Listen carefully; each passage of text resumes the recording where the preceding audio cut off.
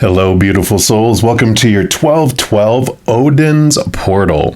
And the reason why I'm calling it Odin's Portal is because the number 12 in the tarot is the Hanged Man. And the Hanged Man is based on a mythology around Odin, who actually suspended himself upside down by one leg from the tree of life. And he supposedly spent like 9 days and 9 nights to gain knowledge of other worlds and to receive the understanding of the runes. The runes were the kind of the foundation, the basis of a lot of languages. And so it is about communication. Usually when I get the Hanged Man tarot card in readings, the messages that come through it are about seeing things from a higher perspective. And also it's kind of like a cocoon hanging upside down. You know, it takes time for the caterpillar to create the cocoon and to become caterpillar juice and then transform into the butterfly. And then the struggle of getting out of the cocoon builds its beautiful butterfly wing muscles and allows it to fly, allows it to go to places it didn't before. Odin is even known for having given one of his physical eyes to see with his spiritual eyes. So it's almost this message of close your eyes and truly see as well. So for this reading, we're actually going to bring in some runes. I'm excited. I'm learning runes. And then we're going to be asking the question, just what knowledge can help you right now? And is it time to move it? Or is it time to stand still and still be in that cocoon? So we'll have readings for each individual zodiac sign, and we're going to jump into yours right now. All right, Aries, this is your portal reading, and we're going to start off pulling a card from the Runic Tarot. And I did split off the Major Arcana from the Minor Arcana. And the Major Arcana are going to represent just the overall area of your life where Spirit thinks that you could use some knowledge to help you right now. And so we'll do this and see what area would you like Aries to know about, please? What area for Aries? Okay, this is the one here. And you do have the Moon card. So into the unknown, into the connecting to the upper realm and diving deep into your subconscious, the unconscious. Also the understanding of cycles and movement. So I do feel that because one of the other questions we were asking about is it time to move it or stand still? Well, cycles, movement, I feel is movement. We'll dig in and confirm that, but I feel like this is movement. We're also going to pull a rune here, and thank you so much for your patience as I dive into learning runes, and I'm not going to try to pronounce these yet because I don't want to ruin the runes. But this one right here is about, I think it's called ice. Let me just make sure here. Yes, it is the ice. And the ice, of course, is about calmness and reflection, victory over obstacles, and I really feel like it is reflection too. I've heard this also being said as like when the tide is coming in, it's like it's a time, or like if the lake is frozen, whatever, it's like it's time to mend nets, it's time to reflect, it's time to look into oneself. So there is this looking inward here being indicated. So we will find out more if there's any movement or if this is the hermit time for you to do some reflection. So we will take a look. We have 2 wisdom decks here. We'll start off with the wisdom of the oracle. Let's see what they have here. All right. Okay. Boom. Let's put that right here. And to be fair, card number 38. Beautiful card there. Vibrant blues in the sky. We'll put that right here, and let's see what message comes in here for you.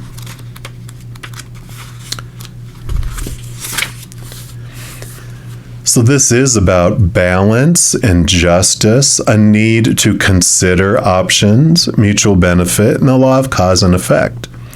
It says life offers experiences that are challenging and experiences that are nourishing, yet over time they strike a balance. You move from stasis to doing, from discovering to knowing, to letting go to being again.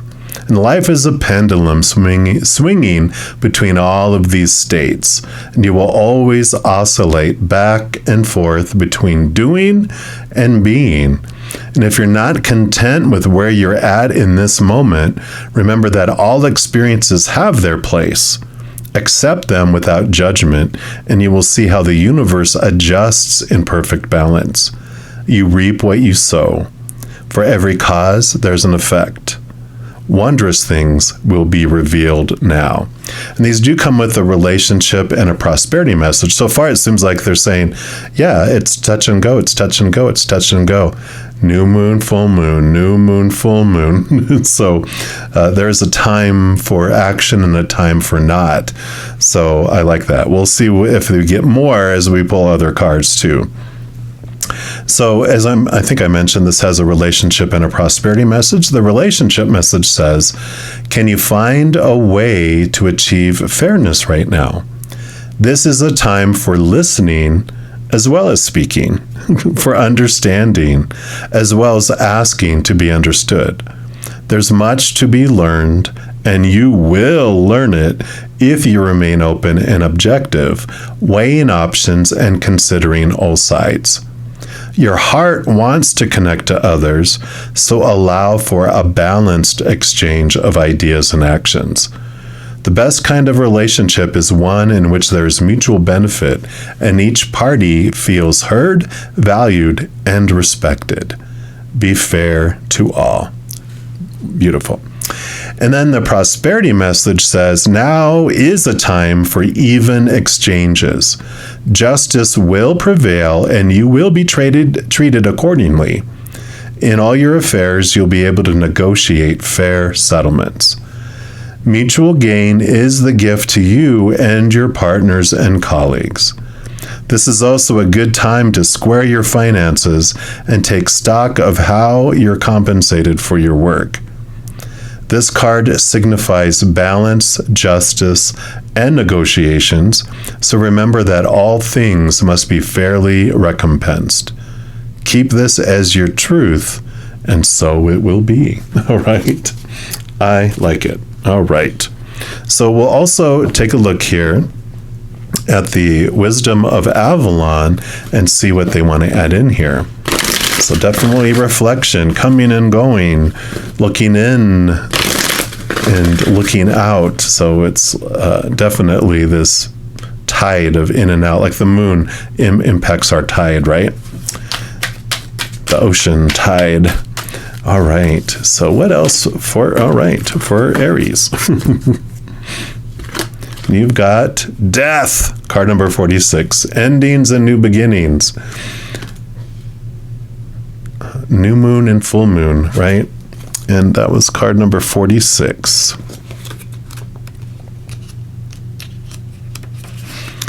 So this marker portends a time of transformation, a total change of attitude, the death of the old.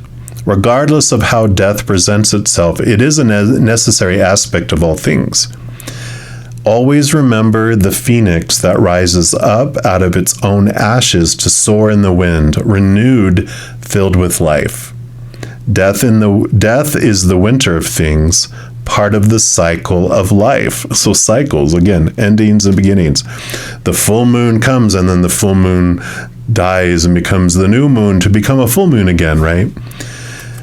So when you receive this marker, you're reminded that all things have their season. So take courage, for in surrendering to death in time, you'll be blessed with an extraordinary new life. Rejoice, for that which dies fertilizes and fortifies the new. Endings always point to fresh beginnings. Wow. Definitely the fairness, the opposites, the movement, the cycle of new here is very prevalent for you, right? Like the ice even is, there's a time to mend your nets and there's a time to go fishing. But it's not always time to go fishing. There's always the coming and the going, the balancing of seasons. So I like it. We're also going to pull here from the Seeker Oracle, and let's see what else they have to offer here.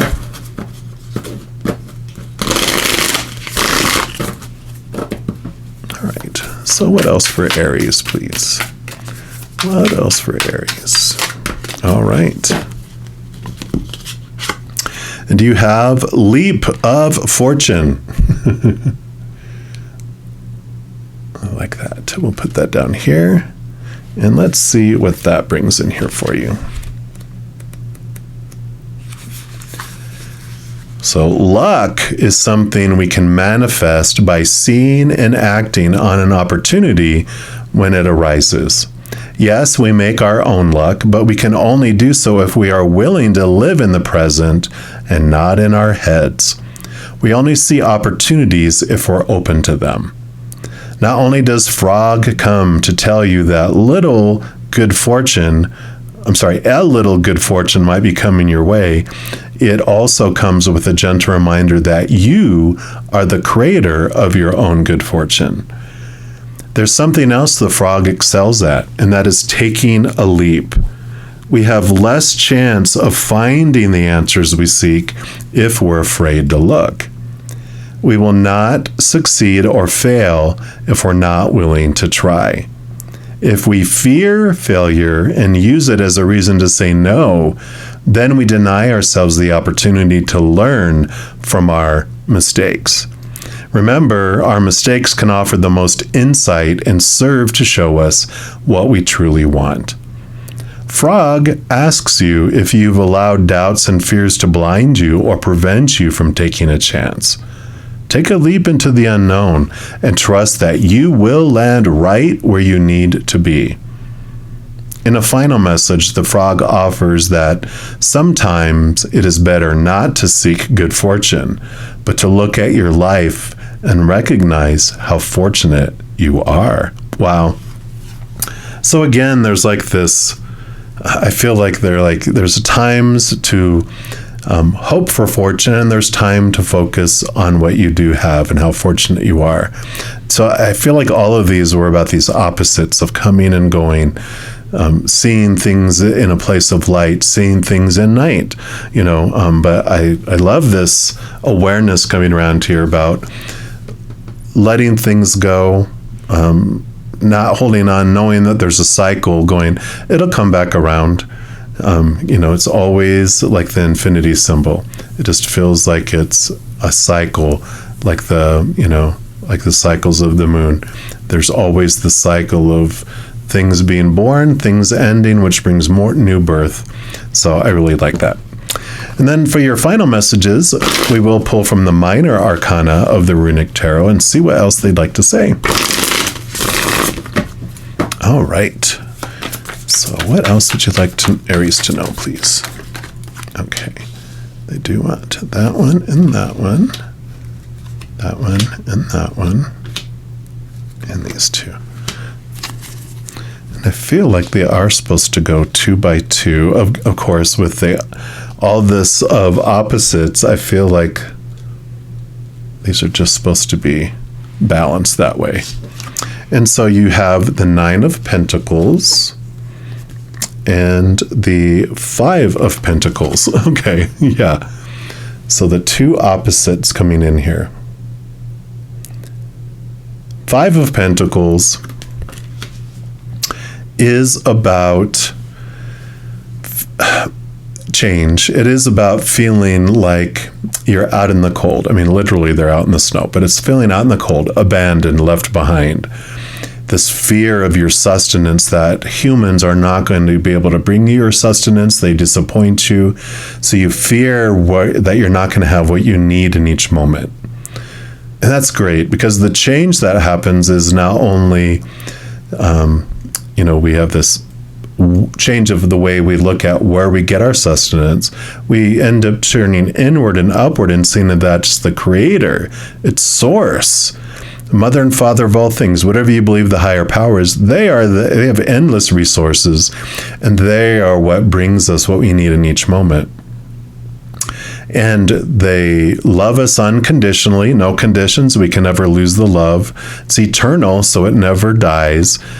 And unlike the physical world with those fickle human relationships we have, where at any moment they can feel offended or get into fear or something happens where they withdraw their support from us, we never have to worry about that or fear that from the higher realms because of that eternal, unconditional love they have for us. Which brings us into the Nine of Pentacles, which is this feeling of wholeness and completeness from within. The 5 is the opposite. So again, there's these opposites of we move from feeling abandoned and scared that the outside world isn't going to bring us what we need, but then we find what we need within us and we don't fear it anymore. So I love that. And then you have the 10 of Wands and the 2 of Swords. 2 of Swords is about making decisions and like being at a crossroads, that there's 2 ways, but it's also about we make decisions from 2 different places in our head. One is from our mind, and the other is from our heart.